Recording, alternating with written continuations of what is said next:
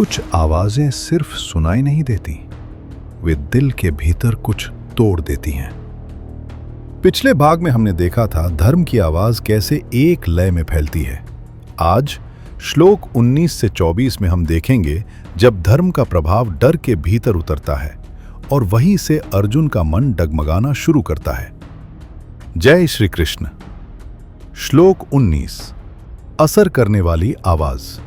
सघोषो धार्तराष्ट्राणाम हृदयानि व्यदारयत् नभश्च पृथिवी चैव तुमुलो व्यनुनादयन्। पांडवों के शंखनाद से ऐसी ध्वनि उठी जो सिर्फ कान तक नहीं गई, सीधे हृदय तक पहुंची।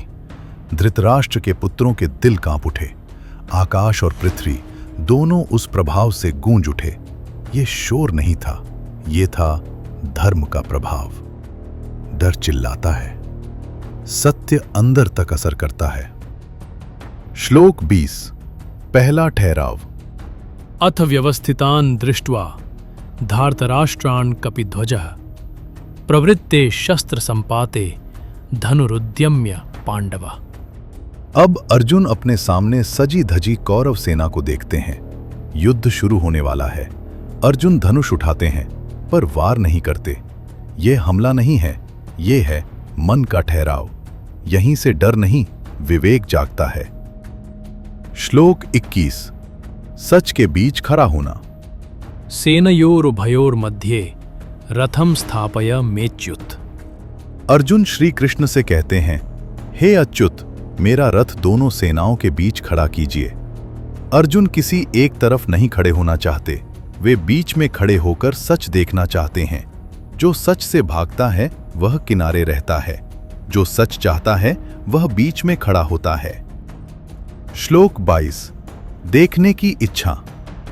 यावदेतान् निरीक्षेऽहं योद्धुका मानवस्थितान् कैर्मया सह योद्धव्यमस्मिन् रणसमुद्यमे। अर्जुन कहते हैं, मैं जरा देख लूं कि ये लोग कौन हैं जो युद्ध के लिए खड़े हैं, और यह भी समझ लूं कि मुझे किनके साथ लड़ना होगा। यह डर नहीं है, यह जिम्मेदारी की समझ है। डर आंखें बंद करता है, विवेक आंखें खोलता है। श्लोक 23। इरादों की पहचान।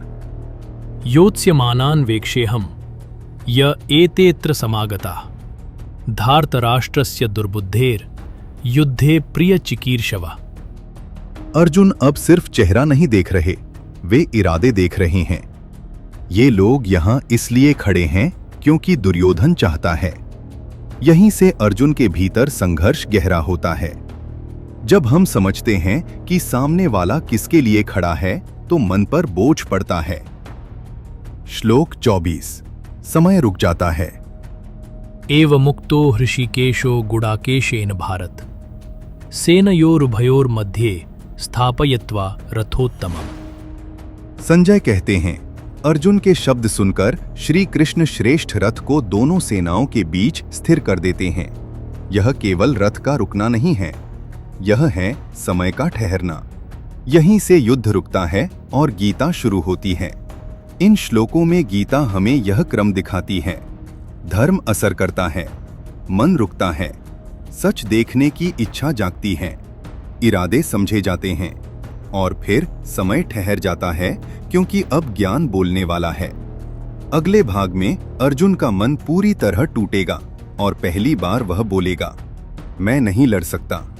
वहीं से श्रीमद् भगवद गीता अपने सबसे गहरे स्तर पर शुरू होगी। अगर यह वीडियो आपके मन को छू गया हो तो लाइक करें, सब्सक्राइब करें और अगले रविवार हम फिर मिलेंगे। जय श्री कृष्ण।